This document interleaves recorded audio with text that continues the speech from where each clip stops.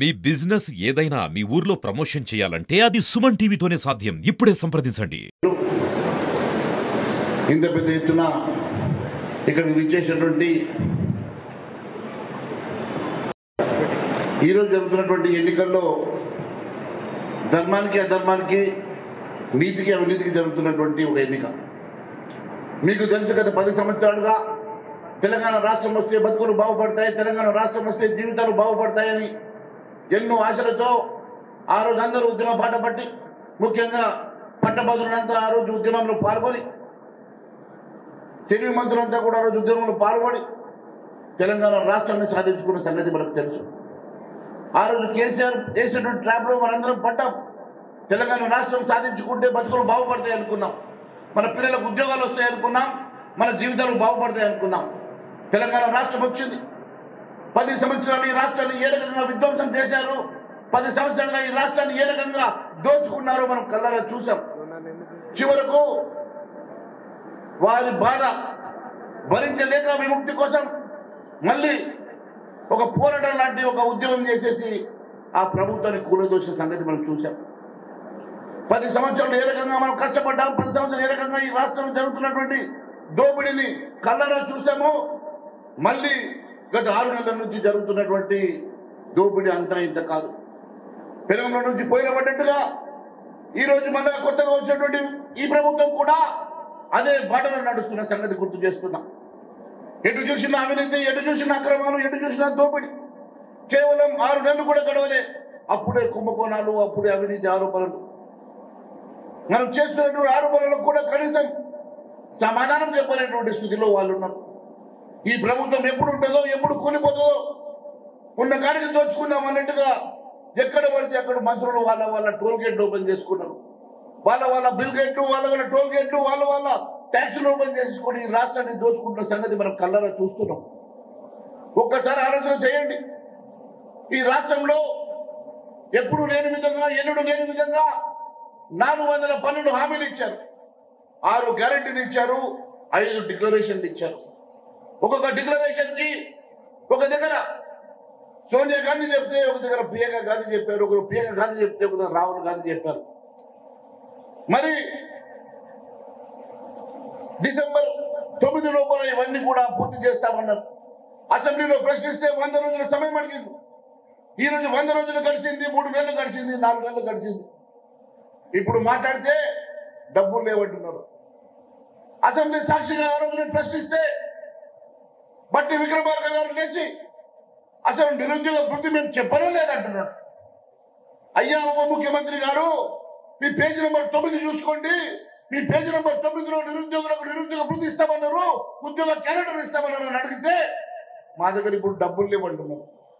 డబ్బు లేని సంగతి తెలుసు, మీరు చెయ్యలేరని తెలుసు, అయినా కూడా అబద్ధ మాటలతోటి కుర్చీ కోసం చేసేటువంటి నాటకం నీకు తెలుసు. నీ కుర్చీ కోసం, మీ పదవి కోసం, మీ అధికారం కోసం ప్రజల్ని మోసం చేసి పంపిపెట్టి కేవలం అధికారాన్ని చేజిక్కించుకోవడం చేసేటువంటి నాటకం అది. ఈరోజు కొత్తగా ఏం చెప్పాలో అర్థం కాక, ప్రజల ముందుకు ఎలా వెళ్ళాలో అర్థం కాక, ఎందుకంటే నాకు రేవంత్ రెడ్డి సంగతి బాగా తెలుసు.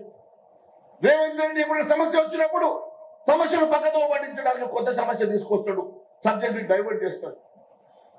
మొన్న కదా పార్లమెంట్ ఎన్నికల్లో వాళ్ళకు సమాధానం చెప్పడానికి ఏం లేకుంటే, సమాధానం చెప్పడానికి లేక చివరకు రిజర్వేషన్ అని చెప్పేసి ఒక బూటకం నాటకం చేసిండు.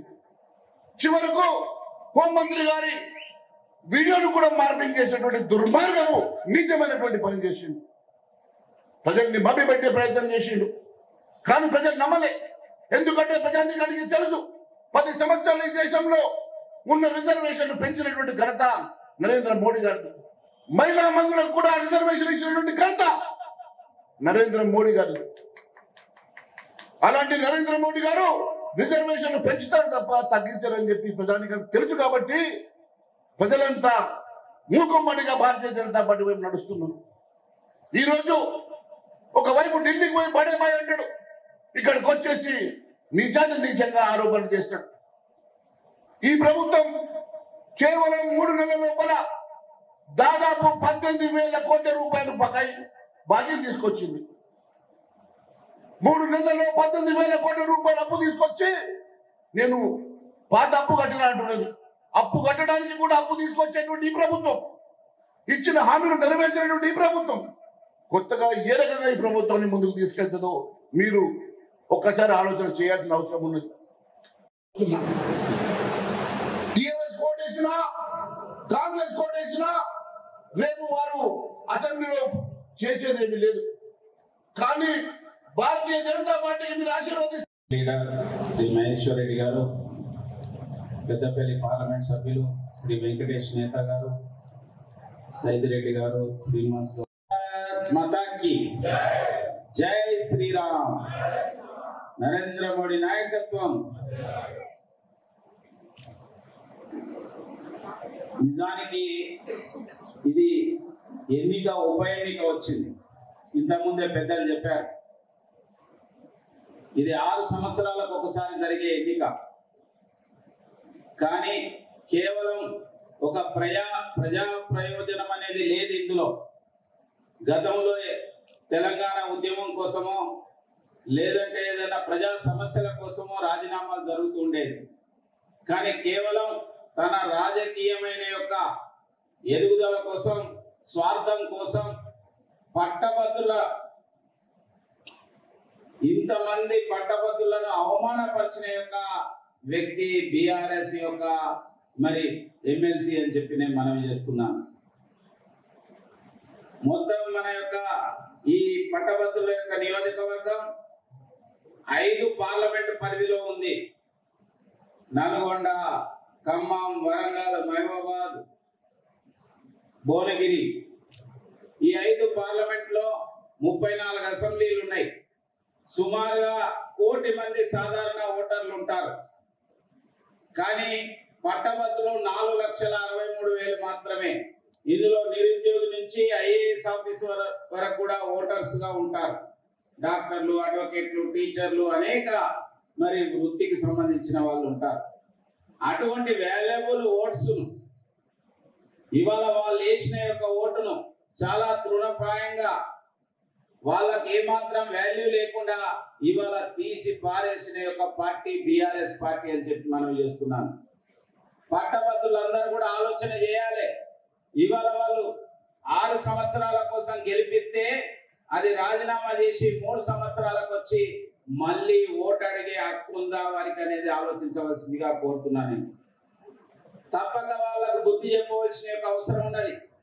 ఇంకొక విషయం, అసలు బీఆర్ఎస్ పార్టీ మొన్న 5 నెలల కింద ఎమ్మెల్యేలను గెలిపిస్తే 39 మంది ఎమ్మెల్యేలను గెలిపిస్తే ఇప్పటికే 3 పార్టీ మారిండు. మొన్న ఒక ఆయన అయితే ఆయనకు ఎంపీ టికెట్ ఇస్తే వాళ్ళ ఈ పార్టీ గెలిచే పార్టీ కాదని చెప్పి ఆ ఎంపీ టికెట్ ఆడ మారేసి ఇంకో పార్టీలో చేరిన యొక్క పరిస్థితి ఉన్నది. కాబట్టి పార్లమెంట్ యొక్క రిజల్ట్స్ వచ్చిన తర్వాత జూన్ తర్వాత ఎంతమంది ఆ పార్టీలో మిగులుతారో తెలియని పరిస్థితి ఉంది. గెలిచిన యొక్క ఎమ్మెల్యేలే ఆ పార్టీ లేకపోతే గెలవబోయే యొక్క లేదంటే నిలబడబోయే యొక్క మరి బీఆర్ఎస్ పార్టీకి ఓటేయడం అవసరమా ఆలోచించవలసిందిగా నేను పట్టభద్రులకు మనవి చేస్తున్నాను. అదే విధంగా కాంగ్రెస్ పార్టీ కూడా ఇక్కడ అభ్యర్థిని నిలిపింది. కాంగ్రెస్ పార్టీ 5 సంవత్సరాల కోసం ప్రభుత్వాన్ని ఏర్పాటు చేసిన యొక్క ఈ పార్టీ కేవలం 5 నెలలనే ఆ ప్రభుత్వం గురించి ప్రజలకు అవగాహన వచ్చేసింది. ఆ ప్రభుత్వం యొక్క రంగు, రుచి, వాసన తేలిపోయింది. ఈ ప్రభుత్వం యొక్క ఆలోచన విధానం తేలిపోయింది. ఈ ప్రభుత్వం ఏమిటంటే కేవలం అబద్ధాలు మాట్లాడి పబ్బం గడుపుకునే వాళ్ళు తప్పితే ప్రజలకు నిజంగా వాగ్దానాలు నెరవేర్చే వాళ్ళు కాదు అని తేలిపోయింది. అధికార పార్టీ అభ్యర్థి కనుకైతే గతంలో మనం చూసాం, అధికార పార్టీ అభ్యర్థి గెలిచాడు. మొన్న ఏప్రిల్లో 2,11,000 కోట్లు రాష్ట్ర కేంద్ర ప్రభుత్వాల నుండి కలెక్ట్ అయిందని చెప్పి మనం చేస్తున్నాం. అంటే ఆర్థిక వ్యవస్థ పెరుగుతున్నది. అత్యంత వేగంగా అభివృద్ధి చెందుతున్న దేశాల్లో భారతదేశం 5వ స్థానానికి వచ్చింది. పెద్ద భారత్ మాతా కీ జై శ్రీరామ్. నరేంద్ర మోడీ గారి నాయకత్వం. నాయకులు మహేష్ రెడ్డి గారు, పార్లమెంట్ సభ్యులుగా గమనించి ఓటు పొంది 3 సంవత్సరాలు కాకముందే ఎందుకు ఇవాళ మోసం చేసి దగా చేసి ఇవాళ ఎన్నికకి సంభవించిందో విద్యావంతులు మీరందరూ కూడా ఈ ఎన్నికల్లో ఆ పార్టీకి బుద్ధి చెప్పాల్సిన అవసరం ఉందండి. ఎన్నికల ప్రక్రియ గడవకు ఈ ఉప ఎన్నికలు రాకూడదు, అభివృద్ధికి ఆటంకం కాకూడదు అనే ఉద్దేశంతోనే ఇవాళ మన ప్రియతమ ప్రధానమంత్రి నరేంద్ర మోడీ గారు 1 నేషన్ 1 ఎలక్షన్. రేపు 3వసారి ప్రధానమంత్రి అయిన తర్వాత నరేంద్ర మోడీ గారు 100 సంవత్సరాల లోపలే 100 రోజుల లోపలనే ఒక కొత్త చరిత్ర మళ్ళీ సృష్టించబోతున్నాడు. ఈ పార్టీకి ప్రణాళికలన్నీ కూడా సిద్ధం చేశాడు. భవిష్యత్తు కోసం, ఈ దేశ ప్రజల భవిష్యత్తు అవసరాల కోసం ఈ పార్టీకి ఒక యాక్షన్ ప్లాన్ 100 డేస్ ప్రోగ్రామ్. అది 1 నేషన్ 1 ఎలక్షన్ కావచ్చు, లేదా ఈ దేశ పౌరులందరూ కూడా యూనిఫామ్ సివిల్ కోడ్ పేరు మీద కులం ఏదైనా మతం ఏదైనా ఈ దేశ ప్రజల అవసరాల దృష్ట్యా ఉమ్మడి పౌరస్మృతి బిల్లు తీసుకొచ్చే పరిస్థితి రాబోతున్నది. అంతకు మించి ఈ భారతదేశాన్ని అయితే 3 ముక్కలుగా చేసినటువంటి కాంగ్రెస్ పార్టీ మతం పేరు మీద ఈ దేశాన్ని విడుదల చేసి విభజించినటువంటి కాంగ్రెస్ పార్టీ బుద్ధి చెప్పడానికి వారి యొక్క అనాలోచిత చర్యల వల్ల, వైఖరి వల్ల ఇవాళ పాక్ ఆక్యుపైడ్ కాశ్మీర్, పాక్ ఆక్రమిత కాశ్మీర్ ఏదైతే ఏర్పడదో ఆ పాక్ ఆక్రమిత కాశ్మీర్ కూడా మళ్ళీ మన భారత భూగర్భంలోకి తీసుకొచ్చేదానికి ఇవాళ నరేంద్ర మోడీ గారు, అమిత్ షా గారు ఇవాళ ప్రణాళికలు సిద్ధం చేస్తున్నారు. బట్ దయచేసి మీరందరూ కూడా విద్యార్థులు, నిరుద్యోగులు, ఉపాధ్యాయులు, ఉద్యోగులు మీ భవిష్యత్తు మాత్రమే కాదు, తెలంగాణ రాష్ట్ర భవిష్యత్తు నిర్ధారించే ఎన్నికలు కాబట్టి విద్యార్థులను మోసం చేసినటువంటి బిఆర్ఎస్ కాంగ్రెస్ కావాలన్నా కనీసం స్కాలర్షిప్ ఇవ్వకుండా, వాళ్ళ ఉన్నత విద్యకు నోచుకోకుండా ఏ రకంగా ఇవాళ వారిని మోసం చేసిన పార్టీలు, నిరుద్యోగ యువకులు నోటిఫికేషన్ల పేరు మీద ఉద్యోగాలు కల్పిస్తామని చెప్పి జాబ్ క్యాలెండర్ ప్రకటిస్తామని చెప్పి 6 మాసాలు కావస్తుంది. ఇవాళ రేవంత్ రెడ్డి గారు ఆ ఊసే ఎక్కడం లేదు. పైపెచ్చు డిఎస్సి ఏ రకంగా ప్రతి ఏటా ప్రభుత్వ పాఠశాలలో చదువుకునే పేద విద్యార్థుల కోసం అవసరమైనటువంటి ఆ పాఠశాలకు టీచర్ల నియామకాలు లేకుండా బడులు మూతపడుతూ ఉన్నాయి. ఇవాళ రేషనలైజేషన్ పేరు మీద ఏ రకంగా స్కూల్స్ అన్ని కూడా మర్చి చేస్తూ ఇవాళ అమ్మ పెట్టదు, అడుగు తినివ్వదు. నీవేమో టీచర్ల నియామకం చేపట్టారు, టీచర్లు ఇవ్వరు, బడులు మూతపడుతున్నాయి.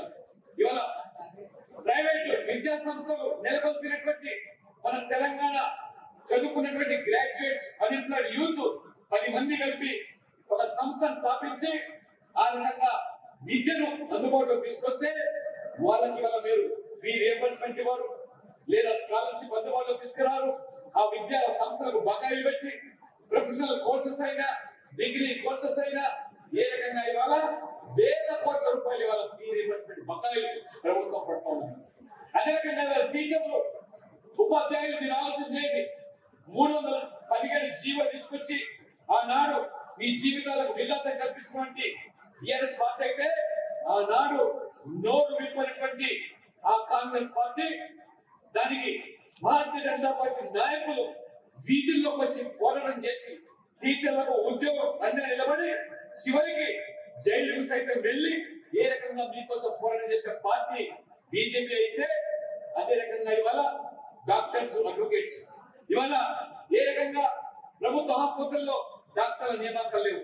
పేద రోగులు ఇవాళ ఆసుపత్రికి వస్తే సకాలంలో ఇవాళ వైద్యం అందుబాటులో లేదు. మోదీ గారు పేదలకు అందుబాటులో ఆయుష్మాన్ భారత్ పథకాన్ని, ఒక సామాజిక భద్రత, ఆరోగ్య భద్రత ప్రపంచంలో ఎక్కడ లేనటువంటి ఇవాళ అటువంటి ఆ హెల్త్ స్కీమ్ తీసుకొస్తే మన ప్రభుత్వాలు అమలు చేయవు. ఇవాళ ఆ రకంగా ఆయుష్మాన్ భారత్ ఇవాళ టీచర్లు కానీ ప్రైవేట్ విద్యా సంస్థల్లో పనిచేసే వాళ్ళు కూడా అందుబాటులోకి తీసుకొచ్చే బాధ్యత అది భారతీయ జనతా పార్టీ రేవంత్ రెడ్డి గారు ఖచ్చితంగా తీసుకుంటారని చెప్పి కూడా ఈ సందర్భంగా మీకు తెలియజేస్తున్నాను. దయచేసి మీరు ఆలోచన చేయండి. చేతికి ఇచ్చిపోయినాడు ఇవాళ ఆ చిప్ప పట్టుకుని ఇవాళ రేవంత్ రెడ్డి గారు అప్పుల కోసం రోజు ఢిల్లీ చుట్టూ తిరుగుతున్నాడు. ఇంతకుముందు మంత్రులు మహేష్ రెడ్డి గారు చెప్పినట్టుగా ఆ ఉన్న అప్పులే తీర్చలేకుండా ఏ రకంగా దోచుకునే కార్యక్రమానికి పాల్పడ్డారో ఉంటామని చెప్పి. కాబట్టి దయచేసి ఆలోచన చేయండి. ఈ ఎన్నిక వల్ల పార్లమెంట్ లో ఖచ్చితంగా తెలంగాణలో డబుల్ డిజిట్ సాధించడం ఖాయం. 10 మంది నుంచి ఎంపీలు గెలవబోతున్నారు.